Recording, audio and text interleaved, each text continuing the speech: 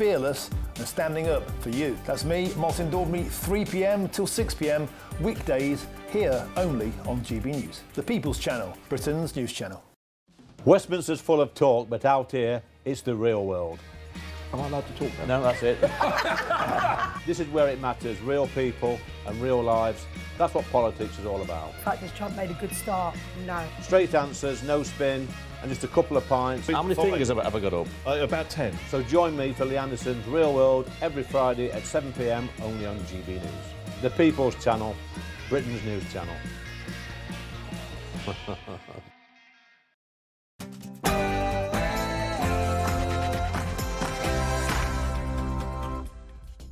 A big row has broken out between myself and Essex Police about the way protests were policed in Epping the other day.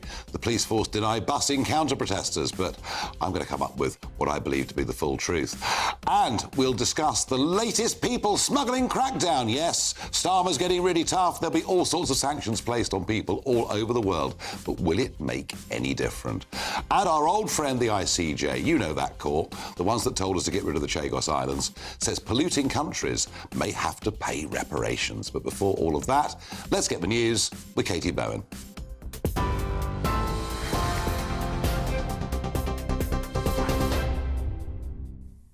Nigel, thank you and good evening. The headlines at 7 o'clock. Essex Police has denied it bussed counter-demonstrators to and from a protest outside a hotel housing asylum seekers last week.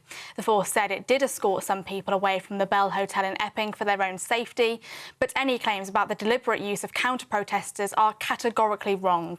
A series of demonstrations have taken place outside the hotel in Epping after an asylum seeker was charged with sexual assault earlier this month. He has denied those allegations. 10 anti-migrant protesters have been arrested on charges of disorder following scenes police have described as mindless thuggery.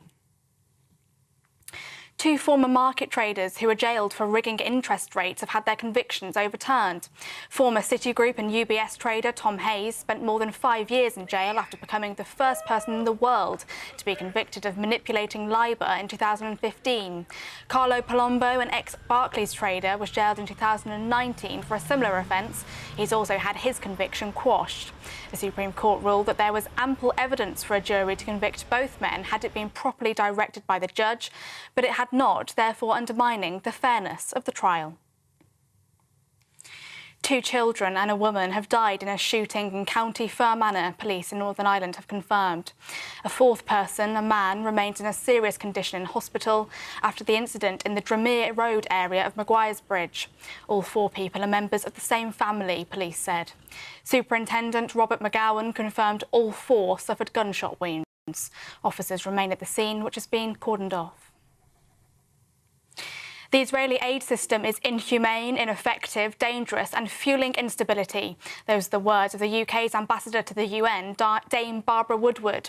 President Trump spoke to Benjamin Netanyahu, the Israeli Prime Minister, about the deteriorating humanitarian situation in Gaza. It comes as more than 100 aid agencies, including Oxfam and Save the Children, have issued a joint statement warning that mass starvation is spreading across Gaza, despite Israeli denials. Israel has dismissed reports of numerous Palestinian deaths from malnutrition as propaganda. A UN Security Council meeting has taken place today on the situation in the Middle East. And the King and Queen attended the annual Sandringham Flower Show today, viewing winners in flower arranging, vegetable produce and baking. The show has been held for the past 142 years on the King's Norfolk estate. The Sandringham Flower Show, organised by some 15 to 20 local volunteers, sees about 20,000 people visit annually. Those are the latest GB News headlines. Now let's go back to Nigel. For the very latest GB News direct to your smartphone, sign up to News Alerts by scanning the QR code or go to gbnews.com/alerts.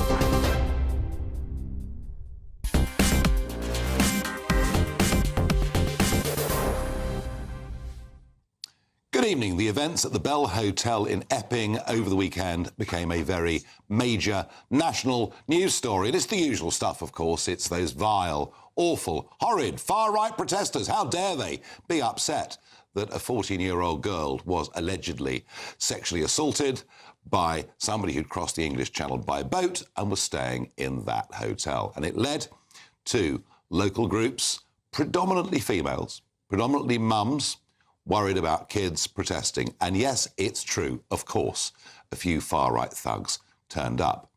But I learned some things over the last 2 days that led me to put out a video this morning saying I thought it was absolutely astonishing that the police should have bussed a group called Stand Up to Racism, who had within them Antifa, who we know to be an openly violent organisation. What were they doing bussing them from the station to the Bell Hotel? Well, I got a phone call back from a police officer who was in charge of a situation that night to say I was wrong.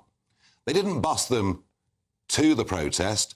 They walked them to the protest and they bussed them back later. So if I was slightly out on accuracy, I apologise, but I think the gist of what I was saying was right.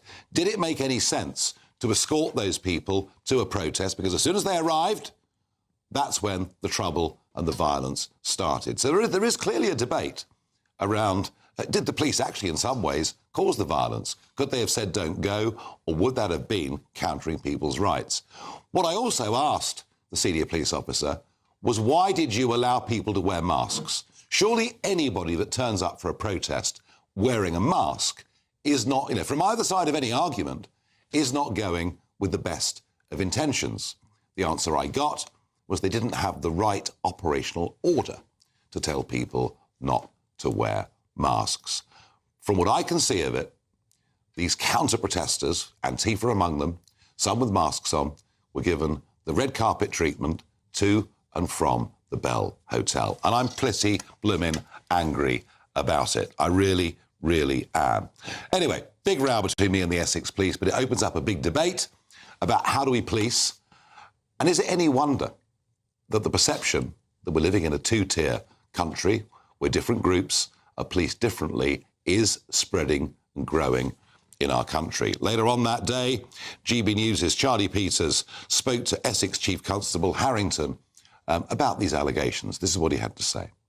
The law of this country as it stands, people have the freedom to assembly and to freedom. So your officers did bring people towards that hotel?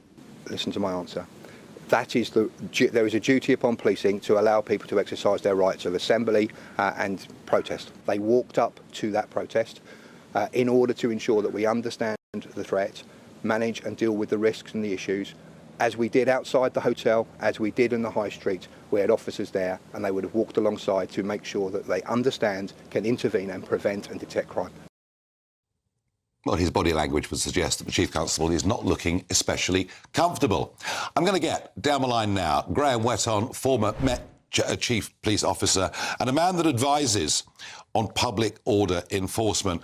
Graham, do you understand why I was upset about this? The idea that, I mean, why on earth were the poor darlings put in minibuses and taken half a mile back to the train station? Evening, Nigel. Just to correct you, I was never at the chief level, as Mr Harrington is, but I did work on many public order events. But from my perspective on this, I think it's a sensible tactical option for police officers to escort groups. We do it on regular occasions with all protest groups. It's showing fairness to all groups. So football events, public order events, if there's any groups there, we can escort them to wherever they're going to. It's a sound tactical option to do it because you know where the group is. You've got, in inverted commas, control of them throughout their attendance at any event. To bust them away from it suggested that actually the situation became so out of control and disorderly, the safest way to get them away quickly was to put them in police vehicles. So you don't have to then use more resources to effectively bubble them, put a cordon around them and walk them back the way they came, because that would have taken a long time. And you end up being almost like a Pied Piper then. You've got like a walking disorderly group going on between both groups. So it's a sound tactical option. It's not the best option, and maybe having some distance between them would have been ideal, but public order policing is far from an ideal situation on many occasions. Oh, I wasn't pretending it was easy for a moment, but please, Graham, answer this for me. I'm going to repeat what I said a few moments ago. It seems to me that groups like Antifa turn up, cause violence, and I've seen it firsthand. They turn up, cause violence. They've no compunction about the use of violence. And they wear big face masks so that nobody can identify who they are. It seems to me that if you turn up at a protest and one in which tensions were clearly going to be very high and you're wearing a mask, surely the police operating, whether they have an order to do it or not, should demand those masks are removed? To remove a mask, there has to be what's called a Section 60AA in place, which a senior officer in charge of the event has to put in place. Then you have to tell people then that's been effectively put in place at whatever time by whoever and the reasons for it. Before you put those orders in place, I've worked on both right wing and left wing. So I've worked with Antifa events and also with the right wing groups, and all groups, or many groups, wear masks. Environmental protest groups, anarchist type groups, many protest groups use the masks. Before you put that 60AA in place, you need to make sure you can actually impose it or enforce it. So you need to make sure you've got sufficient resources there that if people then refuse, and the order is that you have to then tell someone, you require them, the legislation is to require them to remove it. If they refuse to remove it, then you can arrest them, but you need to require them to remove it first of all. But you need sufficient resources to then start making arrests. If you've only got enough resources to manage both groups that you've got there, or even remove one group, then it's almost impossible to put the order in place and then enforce it. So it comes down again, once again, to numbers of police officers and resources on the street. But surely, if you're an operational commander on the ground, in a situation that has perhaps moved in a direction you hadn't foreseen, surely you have the discretion to make decisions yourself without having orders to do so. Yeah, the silver commander on the day, the tactical commander, would have the discretion to do that. And again, as Mr. Hampton mentioned... They do. So they do have that discretion? They can make those decisions. But again, part of that, the what ifs you go through is, if I put this order in place, this requirement to remove masks, have I got enough officers to start making arrests when, and it's not if, when people start refusing to remove them? And if you haven't got the resources there to either make the arrests and then remove the people you've arrested, because that's another tactical issue, have you got the vehicles to start driving these arrested persons away? Because you can't stand there holding someone you've arrested, because, lo and behold, the group that they are with will want to come and release them. So it becomes like a multitude of operational problems. If you haven't got the resources in the vehicles, then don't put it in the first place. There's no point putting it in if you can't enforce it. And that goes throughout policing. We don't make arrests on occasions if we can't then actually remove them at the time. We wait until a better time. Graham, thank you very much indeed. Thank you. I'm joined in the studio by Kwasi Kwarteng, former Chancellor of the Exchequer, and Baroness Diane Hayter, Labour peer and former Labour Deputy Leader of the House of Lords. There are many that think we could be in for a summer of protests. Certainly the anger out there is very, very real. It was interesting to see, even Number 10 putting out briefings saying Britain is fraying at the edges. We need to repair the social fabric. Angela Rayner saying immigration was having a profound impact on society. Well, I think I could argue, actually, the actions of this government are making all of that worse. So tensions are high. But do you see what the point that I'm making about the way this was policed? I don't believe it to be right. No, and you will take no advice from me, but if you were to, I would say don't fall out with the police, because whatever's going to happen over the summer, we need to support them, and they need to help in what's going to be difficult.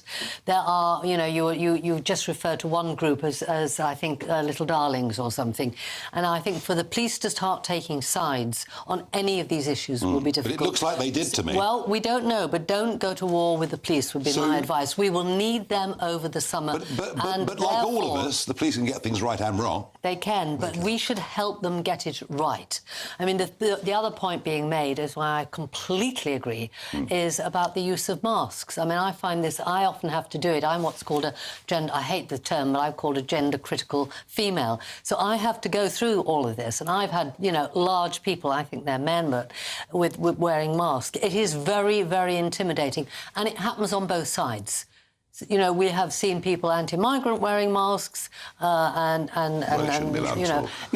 happens both ways. So we must support the police in their difficult decisions. I totally agree with that. Look, on this policing, I don't know enough of the detail, but I don't quite agree with you, because presumably these Antifa, whatever they call themselves, they would have gone there anyway. So if they're going to go there anyway, the police might argue, well, we want that to be controlled. We want to be able to see what they're doing. We will accompany them to the protest.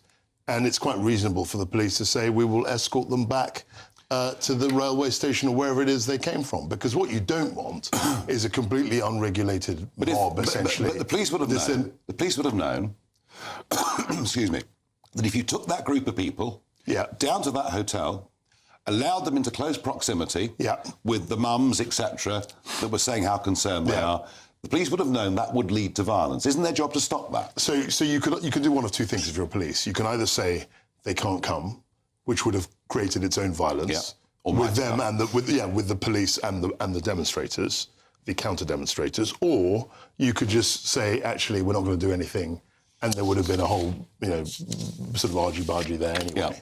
So it could be argued, and I am arguing it, that what the police did was the most reasonable course of action, because there would have been, very likely disturbances anyway, and they tried to control the advent of these other And on the mask, it was interesting. I mean, Graham, we've had Graham on the show before because he's an expert in these things and very objective in the way that he argues it.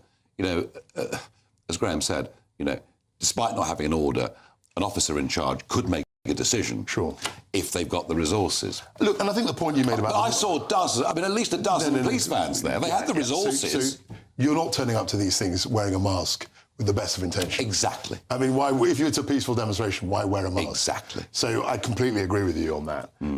But I don't know what the situation is in terms of Essex Police, what the order was given. They've obviously got a policy to deal with these things, and that probably needs to be looked at. Well, we saw last night large numbers of people who've come here across the Channel being moved into a hotel in Canary Wharf. I think the rooms are up to £400 a night. Quite why Canary Wharf in the middle of the business district is quite beyond me. Can you see, Diane, why everybody, including the government now, are really worried about public disorder? Of course we're worried, and, in a sense, for the government, whatever you do seems to be wrong. I don't know about the Canary Wharf. I hear it's been denied. But just say it was... It's true. OK, well, whatever. But actually... if you complain that they are being put where there are families and the families don't want them, then Canary Wharf, which is empty at the weekend, there are far fewer families around there, might actually be a very sensible decision. Now, I don't know the detail of it. There's an argument but, there. If you don't want them having the houses that our waiting list people want to go in, you don't want to put them in a hotel in Dis because it's too close to there's a school. So there you choose a hotel that's safe. I do think we have to try and help the authorities take a decision that's best for the public. What the public are saying, overwhelmingly, is they don't want these people in this country at all, and they blame gutless governments. Sure. That's how this... the anger's real, isn't it? No, of course it is. And, the Conservatives didn't cover themselves in glory, frankly, on this. I think the current government is struggling. And I'm increasingly of the view that, the ECHR is relevant to all of this. Because you can do whatever you want as a government, but if your judges and other people are saying, no, you can't do this, all of these people have the right to stay, the government itself is powerless. But it's not saying that. The bigger problem is we're still not dealing with the applications quick enough. Because, but how does that help? Well, if we can get them through the system, assuming they're going to be denied asylum, I mean, Most aren't now. But whatever. Because if we deny them asylum, what do we do with them? Well, then we put them back to where they came. But we don't. Where it's fallen. Well, we can do that, but the bigger number are those who have still not been dealt with. Some of them 10 months, 2 years after they've been here. So what I would suggest, even if you dealt through all the backlog, there would still be the challenge of the courts. The boats would still be coming. I don't see how you would resolve the situation. Well, there's two different things. There's the people who are here, and the ones who get asylum will at least then be able to disperse and if they get asylum, and to be able to work. Well, what will happen is, according to the Prime Minister yesterday, we'll chuck them all in social housing. Well, I don't know we'll do that, but they will then be able to work. And those who do not get asylum do not belong in this country. Yeah, but then getting them out, that's the problem. And we all have the same... Dan, we agree with you. The point Kwasi's making is, and it's a strong point, that when, for example, David Blunkett was Home Secretary, what you've just said applied. You shouldn't be here, you've gotten rid of. It was very, very simple. That just doesn't happen anymore. And we remove visa overstayers. People like that we do remove, and it's not that difficult to remove.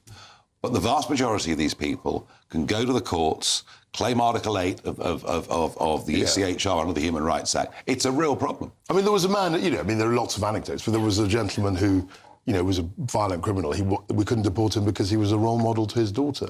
Now, that should not be and it is a consideration. No, this is complete nonsense, and I'm not going to defend any of that. Whatsoever. And then we had that case where 31%. Because my view on that is, if he's a role model to the daughter goes with him. And therefore that right to family life, yes, but that means the whole family lives. That right to family life opens up a whole multitude of everyone can claim a relation. Anyone can claim a relation. Well, I tell you why they can go it's together. A massive problem. But the government have announced a massive crackdown on the people smugglers. In a moment, we'll debate and discuss whether that will work, whether that will stop the boats coming. This story is going to dominate the whole.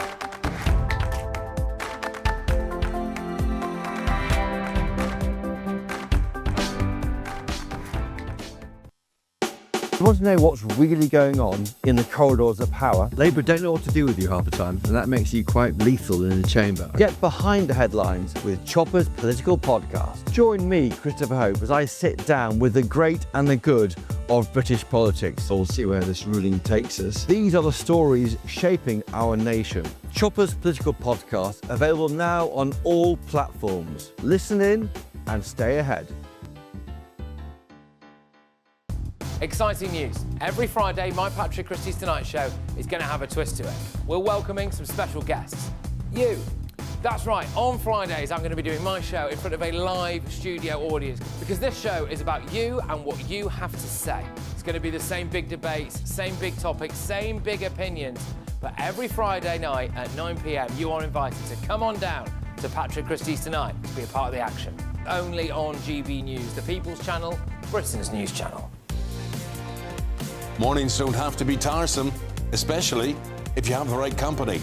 Wake up to news as it happens, opinion and debate, and of course, a little bit of entertainment too. Because when the kettle's on, we're on. That's Breakfast on GB News, a show worth waking up for. Every morning from 6 a.m. Only on the People's Channel, Britain's news channel. We'll spread the news, you spread the word.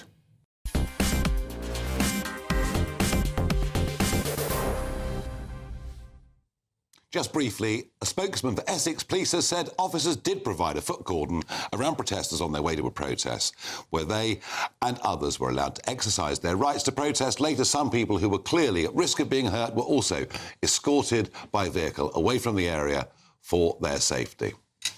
I won't comment on that. Now, the government, the one thing you can't accuse the government of is not talking about the problem in the Channel. They're talking about it all the time. And this week, they've announced new powers under the Sanctions Act, which will allow them to freeze the assets of anyone complicit in the smuggling of illegal immigrants. And that means up to 25 people who are deemed to be people smuggling bosses have faced their money being frozen in those accounts. Will that actually make any difference? Well, critics of that have said that the idea this will make any difference is really rather far-fetched. And interestingly, Richard Wood, one of Britain's top modelling forecasters. He says that if the Starmer crackdown fails, the numbers that have come thus far this year will double. And I just wonder about all of this, Diane. It seemed to me, maybe I'm wrong, but it seems to me, if you say life imprisonment for smuggling people, if you said the death penalty for smuggling people, there would be other people to take their place because the financial reward is just so massive. Which is why I think the sanctions and getting at the money is key. I think that, you know, to some extent we've been going for the low-level people, the people who are actually skippering the boats across. They're making some money of it, but they're not making the big money, because even by the time they get to France, an awful lot of money has been spent, and there are some big, nasty people behind that. So I do think, you know, what is it, follow the money, is not a bad way forward. You've got to cut it off, you've got to make it... Well, they are. I mean, to be fair, you know, the government are trying to target North African gangs, etc. But the point I'm making is that even if you freeze the money, even if you find out who the bad dudes are, rather like selling illegal drugs, other people will come and plug the gap. But at least, I mean, to the government's credit, at least it's a step forward. And I think it's a bit premature to say, well, it's never going to work, so why bother? You've got to try and give them some room. I think it's a reasonably good idea to try and aim for the fat I'm not cats, saying it's a bad idea. The fat cats, and let's see what happens. But Kwasi, I mean, it's clearly not sufficient. But Kwasi, if you're putting 90 people on a dinghy, and they're each paying £1,000 maybe, well, a bit more than that, probably 2,500, 3,000 euros each. You're talking huge money over the course of a month. That's right. That's right. And you know, everything we've done in this country for years, we were always going to crack down the war on drugs. We've had government after government talk about the war on drugs. And you can put away these bad dudes with long prison sentences, but others come to plug the gap.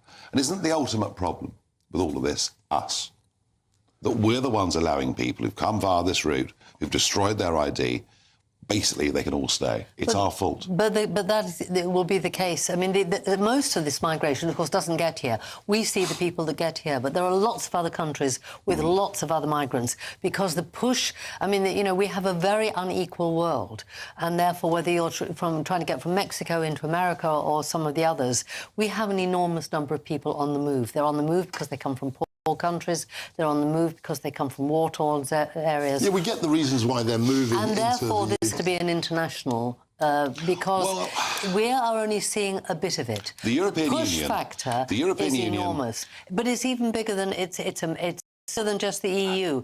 This is an international problem. People will move if they're allowed to move and think they can get away with it. They'll move because, and to some extent, because the godfathers, if you like, are selling them a vision. They're selling them. Funny thing is, you know, rather like Dick Whittington. Funny thing is, London was paved with gold. When Colonel Gaddafi ran Libya, we didn't have this problem. We had none of this. And by the way, this is not a Gaddafi testimonial. You're right. But he said to the Allies, if you get rid of me, 5 million will come. Well, that's because Libya is essentially a failed state. You know, Gaddafi was a bad dude, as you would say, but he was an authoritarian who essentially prevented people from using his country as a kind of platform to get into Europe. He was removed. And I've been to Libya. I'm one of the few parliamentarians who's actually been there. Yeah. And I went there in 2017, and that was 6 years after Gaddafi was killed. Yeah. And it was chaos. And you know what? 8 years later, it's exactly the same. Nothing has changed. So you're quite right that there's a lot of instability, but that doesn't mean that we in the UK can't be tough and tighten up. No, well, I think we have the regime. Well, I said it we'll do. We'll change gear in a moment. Let's talk about the historic UK-India free trade deal. Let's discuss all of that. We'll be joined down the line by Lord Billamora in just a moment.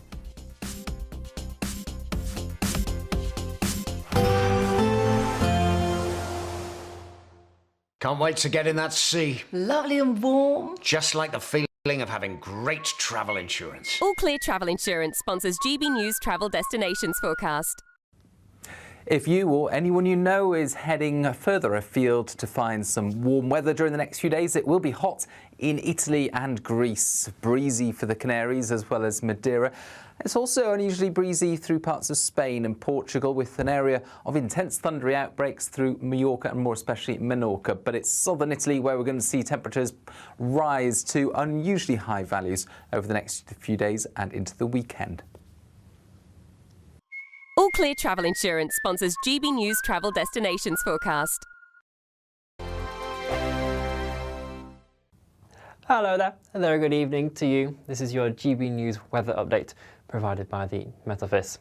Look, a few of us have managed to see some sunshine today, but generally there's been a lot of cloud across the UK. Into this evening, though, we should start to see that cloud break up a touch more, and there will be some clearer spells developing. The showers that we've had around today as well, generally fading away for many of us, though lingering across the far north of Scotland. A few mist and fog patches are possible, but generally it's going to be a mild night. Temperatures ranging between 14 and 17 degrees Celsius as we start off Thursday morning. Those showers will still be in play tomorrow as well across the far north of Scotland, particularly in the Northern Isles around the Moray Firth, tending to be on the light side, and they'll steadily move their way eastwards as we move throughout the day. Central southern areas of Scotland and Northern Ireland getting off to a drier start with some sunny spells poking through, and reasonably similar for Wales and western areas of England. But you will just notice this rain area in the far east, and that's going to slip its way across parts of East Anglia, down towards the home counties in London, and eventually parts of Sussex and Kent as well throughout the day. So fairly damp and wet one to come here. The brightest and sunniest of skies reserved for those further towards the west, and here it should be dry and pleasant. And quite warm in that sunshine as well. Temperatures peaking around 24, maybe 25 degrees Celsius in places, 20 to 22 for parts of Northern Ireland and Scotland. As we move into Friday, we are going to see an occluded front just slip its way into the far northwest of the UK, and so this will start to bring more in the way of outbreaks of rain for Scotland and Northern Ireland first thing.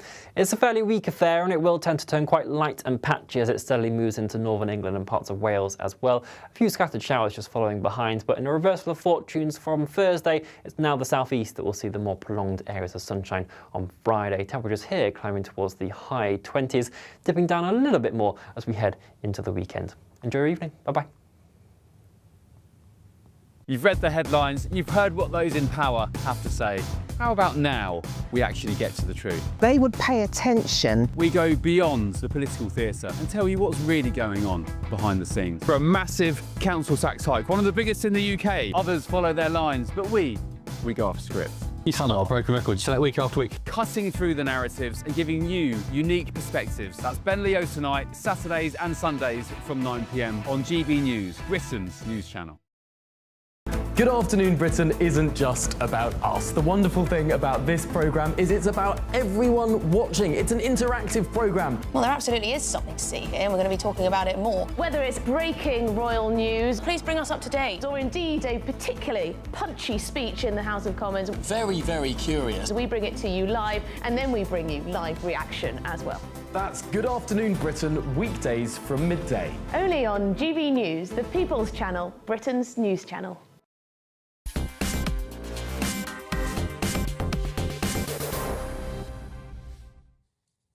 Now, Lord Billamora, who of course is chairman of the International Chamber of Commerce UK and founder of Cobra Beer, for those that are interested, he's just got off the plane. He's not ready to speak to us yet, but he will be in a few minutes. So let's just go through this. Keir Starmer, he's going to claim a great victory with the free trade deal with India, and Modi will come and visit at some point before too long.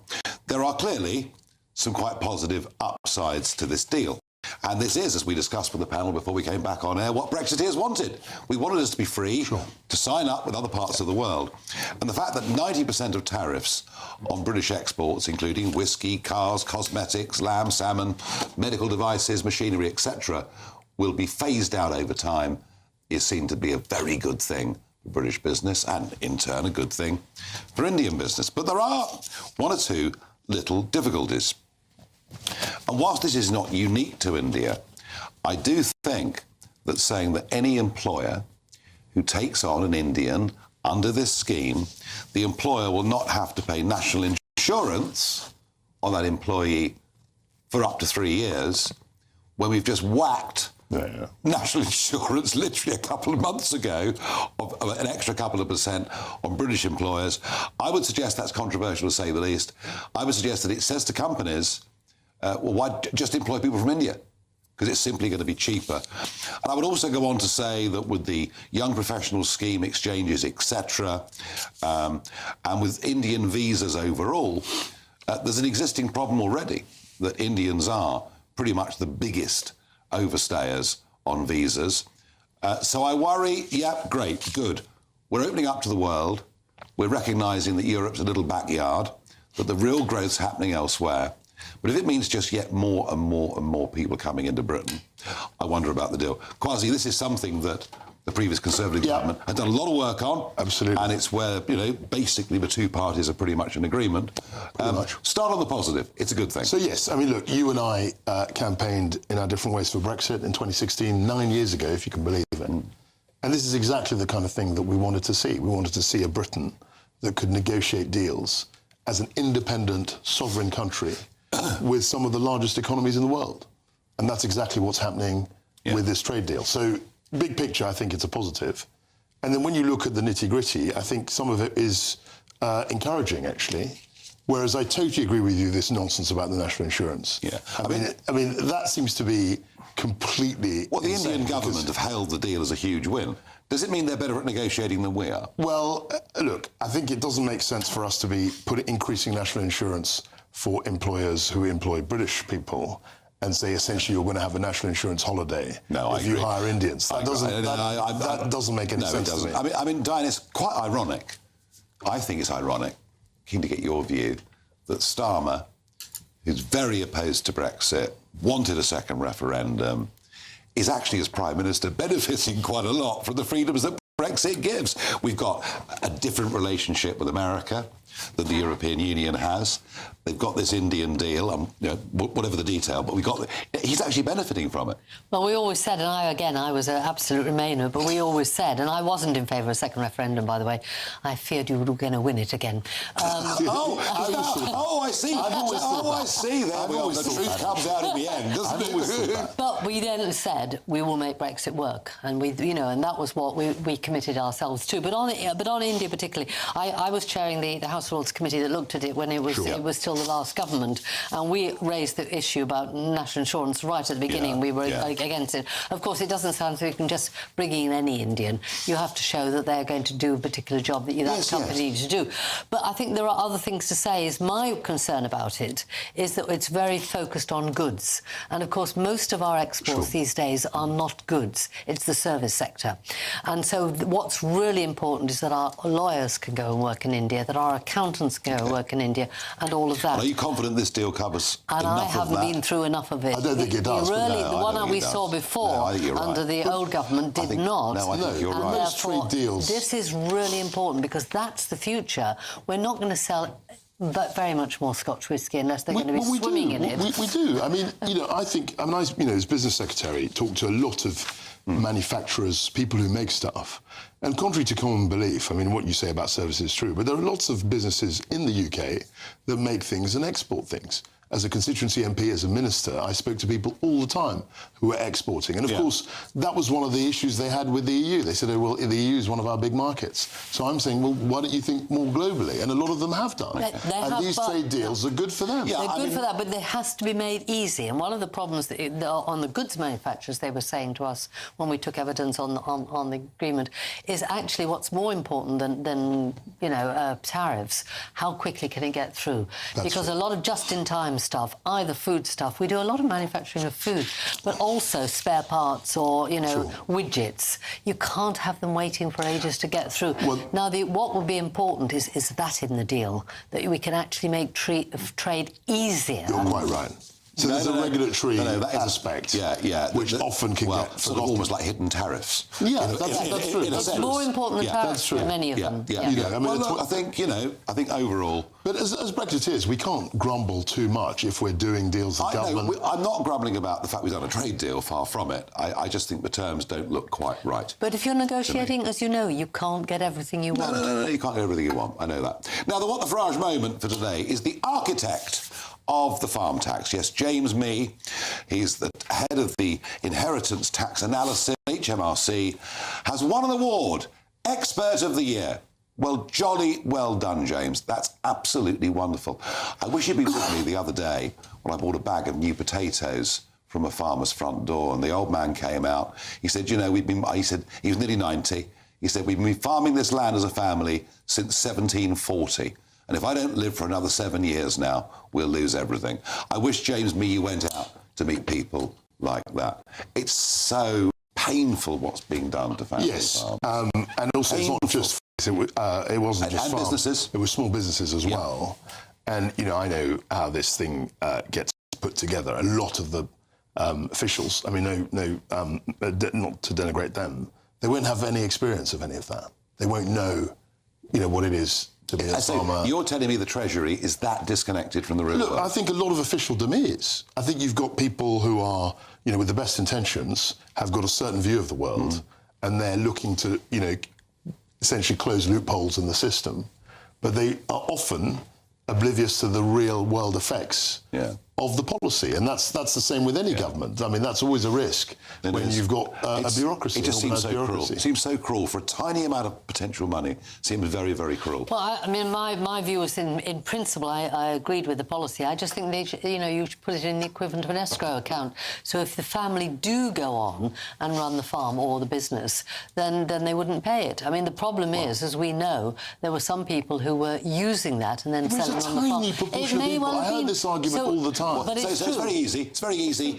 Put in a sensible threshold. Yeah, exactly. Which means that the billionaires buying up Lincolnshire. Now, I do actually have Lord Billamore, a crossbench peer, chairman of the International Chamber of Commerce UK, and, of course, famous founder of Cobra Bear. He's in a car somewhere, or maybe he's not. No, I'm not. No. Very good. So, come on, let's, you know, we've just been discussing this deal, and we're sort of pretty much getting towards the fruition stage. On the face of it, good news, yeah?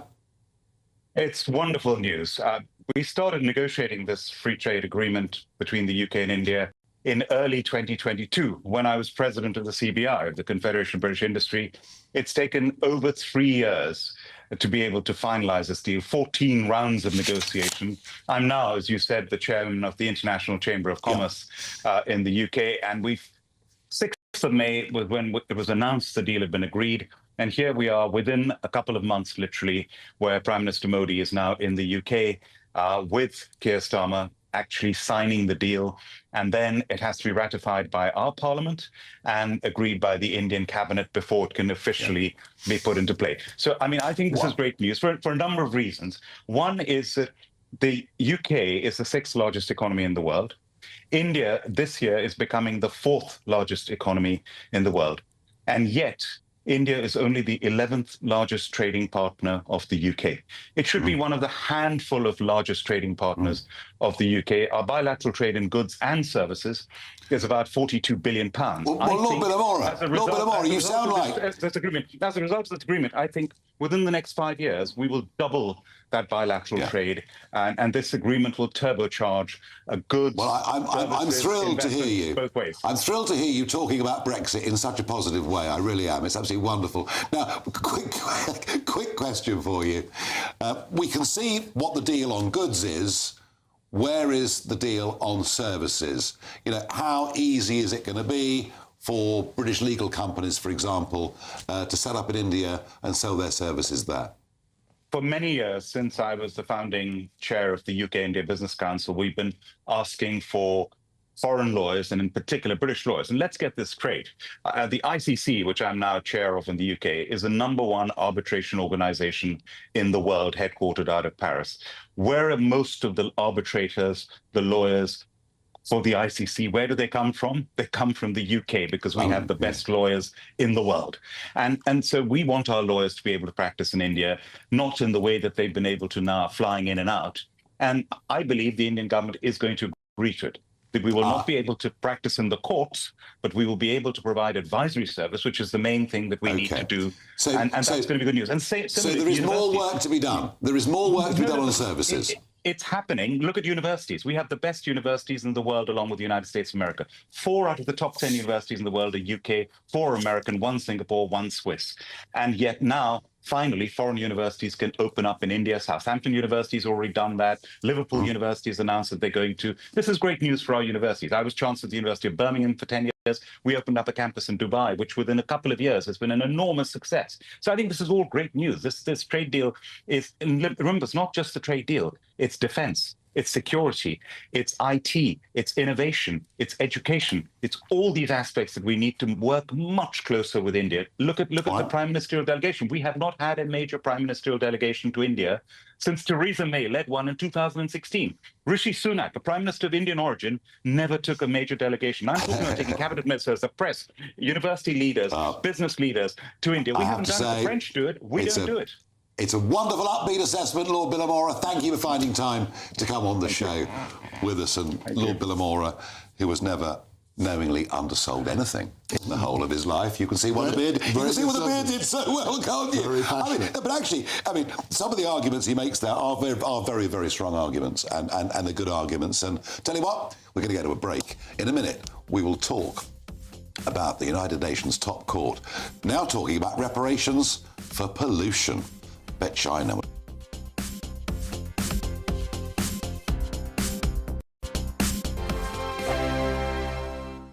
Britain was once the envy of the world. But look around. A nation that no longer knows what it is or where it's going. A country that's broken. How do we fix Britain? How do we bring it back? Friday night with Matt Goodwin at 8 p.m. Only on GB News. Mornings don't have to be tiresome, especially if you have the right company. Wake up to news as it happens, opinion and debate, and of course, a little bit of entertainment too. Because when the kettle's on, we're on. That's Breakfast on GB News, a show worth waking up for. Every morning from 6 a.m. Only on the People's Channel, Britain's news channel. We'll spread the news, you spread the word. From the school run to the home run, watch a new show for all of Britain. So he can say whatever he wants. A straight talking show where all voices are heard. And, when are we going to stop talking about smashing the gangs and actually do it? With the stories that matter from every part of our country. There's a bit of a crash landing there for your Chancellor. Bold, fearless and standing up for you. That's me, Martin Daubney, 3 p.m. till 6 p.m, weekdays, here only on GB News. The People's Channel, Britain's news channel. At GB News, we love to hear from you, our loyal community. So drop us a line at gbnews.com/your say. There you can talk to each other and also to the presenters live on air. gbnews.com/your say, because GB News is your channel, Britain's news channel. Westminster's full of talk, but out here, it's the real world. Am I allowed to talk then? No, that's it. This is where it matters, real people and real lives. That's what politics is all about. In fact, has Trump made a good start? No. Straight answers, no spin, and just a couple of pints. How many fingers have I got up? About 10. So join me for Lee Anderson's Real World every Friday at 7 p.m, only on GB News. The People's Channel, Britain's news channel. You want to know what's really going on in the corridors of power? Labour don't know what to do with you half the time, and that makes you quite lethal in the chamber. Get behind the headlines with Chopper's Political Podcast. Join me, Christopher Hope, as I sit down with the great and the good of British politics. We'll see where this ruling takes us. These are the stories shaping our nation. Chopper's Political Podcast, available now on all platforms. Listen in and stay ahead. Join me, Nana Akweer, for an informative, interactive news programme with a difference. It's fun. No, you didn't say that, Dave.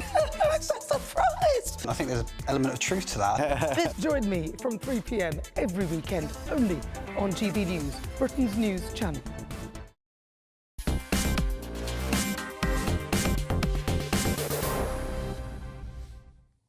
The International Court of Justice is the United Nations top court, and great friends of this country, they're the ones that said we had to give away the Chagos Islands to Mauritius, who'd never, ever in history had the sovereignty of it. Well, now, this wonderful court has decided that climate change is an urgent and existential threat. I thought they were supposed to be legal experts, not scientists on the climate. Never mind, and they're now suggesting that perhaps in years to come, states that do not do everything they can do to fight climate change could face reparations. Why, Kwasi Kwarteng, do we listen to these courts, which I frankly have got no respect for? What so? Well, look, this court, and there was a Russian judge and a Chinese judge, and they essentially ordered the government to hand back the Chagos Islands.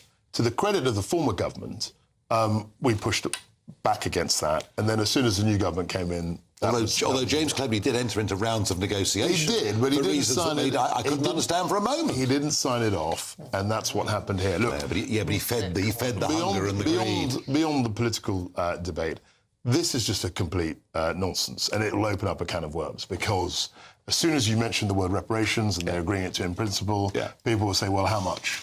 Is it trillions of dollars? Is it hundreds of billions of dollars? And there's a whole fight. I don't know how you quantify it. I don't know how. But the fact they're even talking about this and giving their own judgment on climate change shows you it's an utterly political court. Well, yeah, I mean, I think I've always been of the view that a lot of judicial activism is politically motivated. I've been accused of compromising the independence of the judiciary in the past. But you can't... People have natural biases. You can't pretend that everybody or anybody can be strictly impartial. All right, and I think a lot of those biases are reflected in the Diane itching to get in. Itching to get in. The judges' judgments. The UN is a political organisation because every government belongs to it, every country belongs to it, and that is a much better way of solving things than going to wars. But the issue here, I think it's quite right they talk about climate. I would prefer that they try and do something to prevent it. We've been talking about immigration. Some of this is driven and will be driven in the future by if we don't sort climate out. So the UN is right. Do you believe that we can sort out the climate? The UN getting together... No, but the reparations is different, Diane. That's what I'm saying. I mean, that's basically saying there's liability to somebody to recompense somebody else. But what I'm saying is the more important thing, therefore, they should come together, but they should be asking for money for work for prevention, because we need to prevent the impact of climate change. And that takes international organisation to do. So the principle of the UN looking at this must be right. We do not want to just sit back and let, what they've decided, have even more push for migration, because people's, they can't... I mean, isn't the truth, but I mean, isn't the truth of this, even if we literally turned off all electricity, lived in caves, it would probably make zero difference. I don't think it would make to what's going to happen to the climate. And we know that all through the millennia, millions of years, the temperature's gone up and it's gone down. It's too urgent for that. We could wait another million years. Well, let's go live in caves. But let's. No, I don't want to live in a cave. I don't want to. I don't fancy that. I see. So everybody else has got to. No, that's why we need to do something about it. And, we're all using more and more. I was actually shocked. I said, I'm not going to, use a spin dryer for my drying because it's using too much electricity. My friends fell apart laughing, saying, well, stop using your computer, because that's what's using energy. And data centres. Well, Kwasi raises that, because all the 21st century... all the 21st century industries that are coming will actually use even more power than the old manufacturing industries needed in the past. And that's why we have to take action. But going back to this court, I don't know the composition of the court. I haven't done the research on it. But I'd be very interested to see where this is, what the political drivers of this are. I suspect that the court, the composition of it, the judges are from a lot from the global south, as it's called. And many of them will be very keen that their jurisdictions, their countries of origin are compensated, as they see rightly, for decades of, colonial oppression and all of that stuff. Well, a lot of that stuff is hiding behind this. A final thought. We've got a couple of minutes left. A final thought, sort of on the subject of net zero. Almost 3/4 of British business leaders now surveyed have said that the government cannot expand the economy whilst at the same time trying to reach net zero. Kwasi? Look, I was, as Jacob was, we were head of the sort of net zero department, but it was clear to me that there had to be a balance. You can't say net zero is a thing for 2050 and expect people to pay And £1,000 a year for it. Last word on the show on that. We have to move on this. This is our children's future. We have to do something. Right, very good. Well, there we are. Caves it's going to be. Thank you to my panel. Now, not for you. Jacob Rees-Mogg coming up next on State of the Nation. What have you got for us? I'm going to be talking about the LIBOR scandal, which is absolutely shocking because what these traders did helped everybody. And nobody bothered to say something's funny going on. But it helped the Bank of England, it helped the Treasury, it helped taxpayers. And a couple of poor souls went to prison for a long time. And I think this is a deep scandal. Not what was done in the first place, which was sensible to protect the economy, but that when they were caught by the SFO, everybody ran away from it and said, oh, we didn't know. The reason they didn't know is they didn't ask any sensible questions. No. Well, I have to say, Jacob, what's happened today is an extraordinary victory for David Davis. Yes, MP, indeed. Who was fought and lobbied hard for these people. So well done, David Davis. He's a great campaigning MP. Enough of it from me. I'm about to go, but I want to know what the weather's going to do, so please, Jonathan Vaughtry, do tell us.